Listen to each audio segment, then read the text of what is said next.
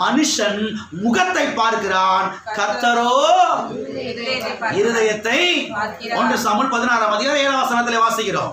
மனுஷன் முகத்தை பார்க்கிறான், கர்த்தரோ இருதயத்தை பார்க்கிறார். எனவே மன்னிப்பதற்கான வாய்ப்பை தேடிக்கொண்டே இருங்கள். மன்னிப்பதற்கான வாய்ப்பை தேடிக்கொண்டே இருங்கள். எப்படியாவது வாய்ப்பு கிடைச்சிடாதா? அந்த ஆட்டை மன்னிப்பு கேட்டுறேன், எப்படியாவது மன்னிப்பை நான் கோரிடணும். எல்லாரும் இருக்கிறீங்களா? பக்கத்துல கையை பிடிச்சு சொல்லுங்க. மன்னிக்கிறதுக்கு முந்திக் கொள்ளுங்கள், மன்னிப்பதற்கு வாய்ப்பை தேடுங்கள். ஆமே. இறங்கி வரட்டும் அப்படி நீங்க ஓடிக்கிட்டே இருக்க, அவர் விரட்டி விரட்டி பிடி வர அப்படி இல்ல. நீங்க விரட்டி போய் என்ன செய்யுங்க? மன்னிங்க.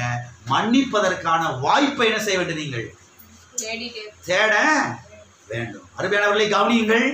ஒருவர், இதை விலைக்கு சொல்றேன், ஒருவர் உங்களுக்கு விரோதமாக செயல்பட்டு இருந்தாலும் சரி, உங்களுக்கு விரோதமாக உங்கள் குடும்பத்தை அழிக்கணும், உங்களை ஒண்ணுமலாம ஆக்கணும்னு அவங்க உங்களுக்கு விரோதமாக செயல்பட்டு இருந்தாலும் சரி, உங்களுக்கு இடரல்களை உண்டாக்கி இருந்தாலும் சரி, உங்கள் இருதயத்தையே காயப்படுத்தி உங்கள் இருதயத்தையே உடைச்சிருந்தாலும் சரி, அது அவர் தெரிஞ்சோ தெரியாமல் செய்திருந்தாலும் சரி, நான் சொல்லுகிறேன், அந்த குறிப்பிட்ட நபரை மனப்பூர்வமாய் மன்னியுங்கள், மனப்பூர்வமாய் ஆசீர்வதியுங்கள்.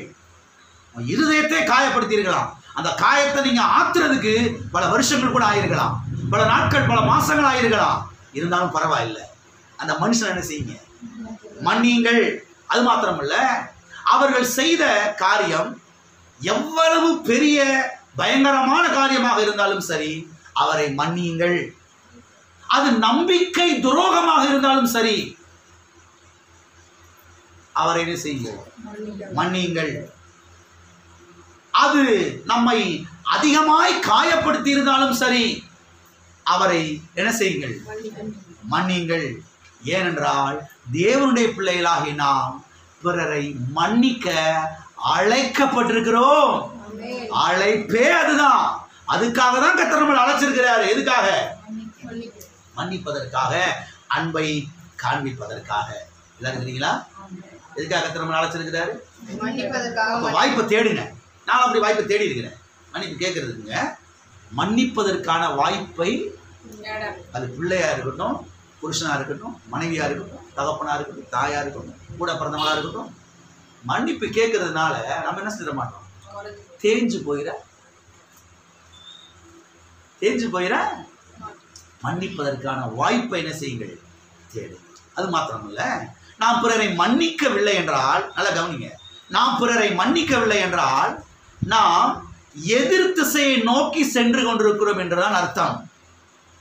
அதாவது தேவனை விட்டு விலகி சென்று கொண்டிருக்கிறோம் என்றுதான் அர்த்தம். தேவனை விட்டு விலகி சென்றோம் என்று சொன்னால் நம்முடைய நிலைமை அந்தோ பரிதாபம். இருக்கிறீங்களா? எனவே தேவனை விட்டு அவருக்கு எதிரான திசையிலே செல்லாதீர்கள். தேவனோடு இணைந்து செல்லுங்கள், தேவனோடு இசைந்து செல்லுங்கள், அவருடைய வார்த்தையோடு இசைந்து செல்லுங்கள், அவருடைய கல்வாரியோடு இசைந்து செல்லுங்கள். கல்வாரி சிலுவையிலே ஆண்டவராய் இயேசு கிறிஸ்து தன்னை துன்புறுத்தினவர்களை அவர் மன்னித்தார், அவர்களை மன்னித்தார். ஆகவே கல்வாரியோடு சேர்ந்து இணைந்து செல்லுங்கள். நான் சொல்லுகிறேன், கர்த்தர் உங்களுக்கு லாபத்தை தருவார், உங்களுக்கு ஆசீர்வாதத்தை தருவார். ஆகவே நீங்க மன்னிக்கலைன்னா கர்த்தரை விட்டு எதிர் திசையை நோக்கி போயிட்டு இருக்கிறீங்க, ஆப்போசிட்ல போயிட்டு இருக்கிறீங்க, பெரிய ஆபத்து. கர்த்தரோடையே இருந்து கர்த்தரோடே இசைந்து செல்லுங்கள், அது உங்களுக்கு லாபத்தை, ஆசீர்வாதத்தை. எனவே மன்னிப்பதற்கான வாய்ப்பை நீங்கள் என்ன செய்ய வேண்டும்? தேட